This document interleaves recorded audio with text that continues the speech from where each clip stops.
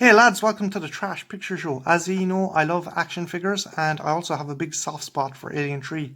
So I decided to snap this up. It is the NECA Alien 3 Creature Pack. Now, about 2 or 3 years back, Neve got me the Alien Covenant Creature Pack and I really liked it. There was some really cool accessories to add to your Alien collection. And I'd seen this being advertised and I'd come across it out in the wild in the likes of Forbidden Planet and Subcity, but they were about €60 to €58, and I don't know, I didn't feel it was worth that much. So recently I have been, like everyone else, kind of bored from self-isolating. I've been going on to the likes of eBay, not not a healthy habit, guys, but going on to eBay and hunting for different figures and stuff. And I can buy this. It is €25 the price was, and it was 15 postage and packing, so that brought it to about €40. So yeah, it's pretty cool considering how much you'd pay for it in the comic book store. So I decided to snap it up.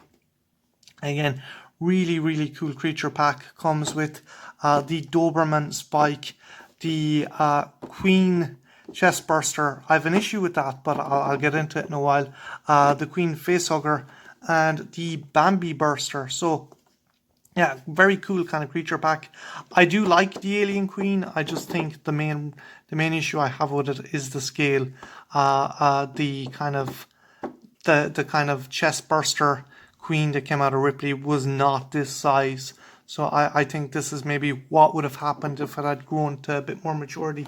But let's have a look at the box. So on the side you have the different creatures, and on the back it just shows the different titles for the creatures. Again, Bambiburster, Queen Facehugger, Queenburster, and the Rottweiler with damaged interchangeable head. Yeah, there's no blurb or anything on the back. It's just Alien 3 Creature Pack. And yeah, just really nice simplistic box and packaging. So yeah, I'm going to crack this open and we're going to have a closer look at the figures. Bear with me, I will be back in 2 minutes. And we are back, yeah. So I have them all out of the box and I'm going to take a look at them, starting with the Doberman because he's the biggest and probably maybe the least interesting out of all of them. So yeah, this is the Doberman, he's a Rottweiler.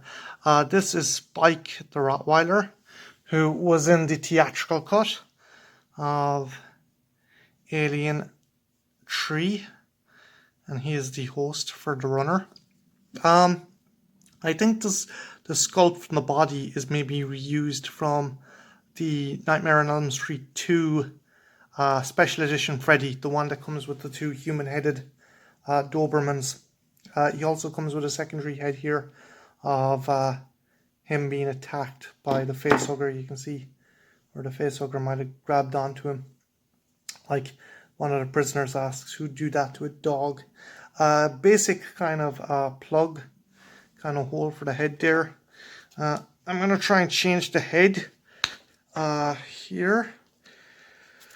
Probably a pain in the butt because the tin is so thick, but yeah, there, you just change it like that. I probably have to structure it on. There's no articulation in the rest of the body. It's just one solid kind of statue.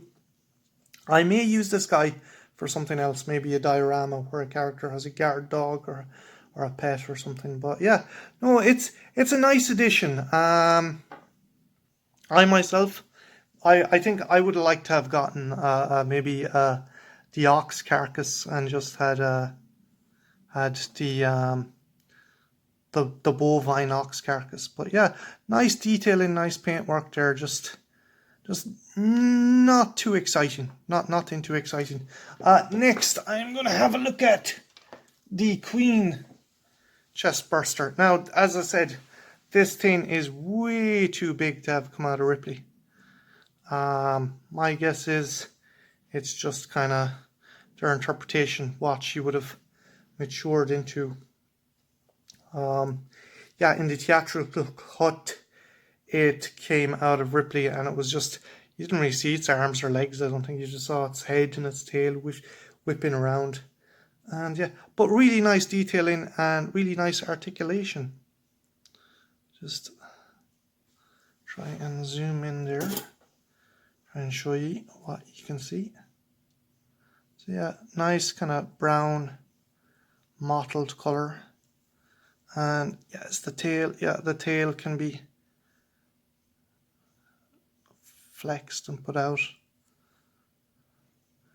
And yeah, just really nice paintwork on it. I think she has her her two little boob arms, as some people call them.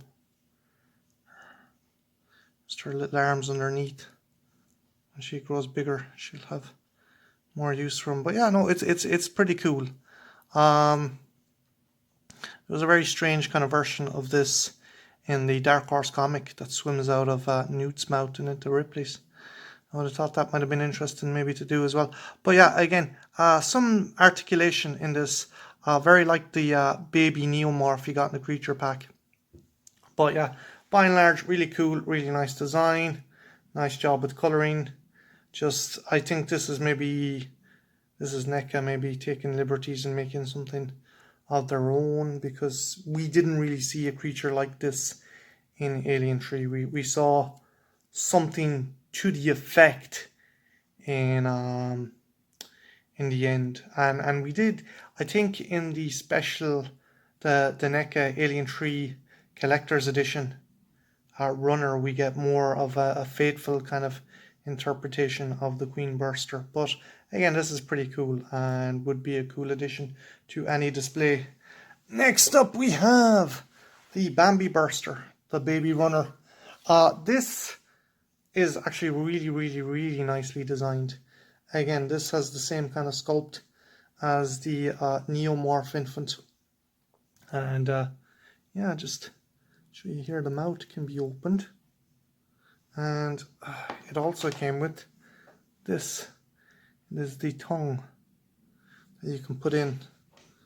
And yeah, it's just, you just pop it in there and it looks like it's getting ready to bite someone. Really nice paint scheme as well. Looks really kind of slippery and slimy. And just show you some of the articulation and the wireframe tail. And yeah, just really nice. The fact that they have the ability to open its mouth is cool.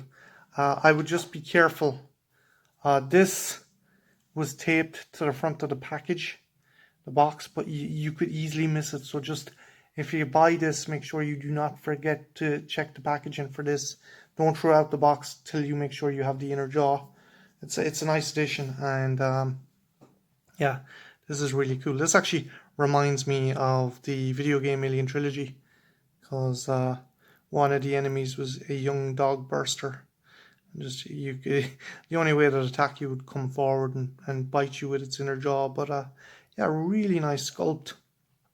Kind of the sticky kind of application of paint, the look to make it look sticky and wet, and just the blood and stuff, and just really cool, really nice kind of flexibility and stuff. And yeah, a really cool addition to any kind of alien diorama, be it Alien 3 or something you're doing yourself. So really nice inclusion. And lastly, we have, this is pretty cool. This is from the, I'm not going to say director's cut because Fincher wanted nothing to do with Alien 3, but the extended cut, or the unofficial cut. This is the Queen facehugger, and we don't really get a proper look at her in the movie. The only time we see her is, I think, Murphy is cleaning up the wagon that had the dead ox, and he just holds it up, and it's like, what's this? He thinks it's some kind of maybe crustacean from the beach that they pulled Ripley's EEV out of. But really nice detailing and kind of attention to detail. And I think this should have featured more, because Alec Gillis and the ADI workshop done a fantastic job. I mean, like, they even gave it armor plating to look like the carapace of the Queen on the back and stuff. And just, yeah, look at that, nice attention to detail. And this I hope that maybe they find a way to put this creature back into canon again. I don't know. The Alien franchise is kind of up in the air at the moment. But yeah, really nice detailing. And just looks so fucking nasty. Looks pretty nasty. Fun fact, in expanded universe, this creature is kind of acknowledged, and that the main theory is it has the ability to impregnate two hosts. One, the queen, obviously, and two, a fast, matured warrior to protect the queen. Now, people wonder, did it take so long for Ripley to give birth because it was a queen? Or was it that Clemens had her pumped full of drugs and that was kind of subverting the maturation of the queen? I don't know. I think it's just that it was a queen and it took a longer time to grow. And just, I genuinely thought that the idea of this creature was really cool and should have been left in. But yeah. So yeah, that's essentially the Alien 3 creature pack. I got it there. If you can, try and pick it up for less than 50. I would not pay any more than maybe 40 to 45 for this, because you are you're not really getting anything too fantastic. It's still cool. If you're an Alien 3 fan, get it. But I think the thing that lets it down is the dog. There's no real posability in the dog, and the other ones are cool, but they're very small. These two are probably my favorites, but I think maybe we should have gotten a kind of ox that you could have put this guy inside of, or he could have exploded out of. But still, it's a cool enough package. I wouldn't pay too much for it. I think we should have maybe gotten a bit of articulation in the dog, or maybe have a thing where his chest was like split open or something. I don't know. I think they really limited their imagination when it came to doing this kind of collection set. I mean, the Covenant one had eggs and little kind of other little creatures, whereas this one has some cool additions, but I think the dog lets it down. If I had to knock off any marks, it would be the dog. Still looks cool, but again, this is obviously just a reuse of the Nightmare on Elm Street 2 sculpt.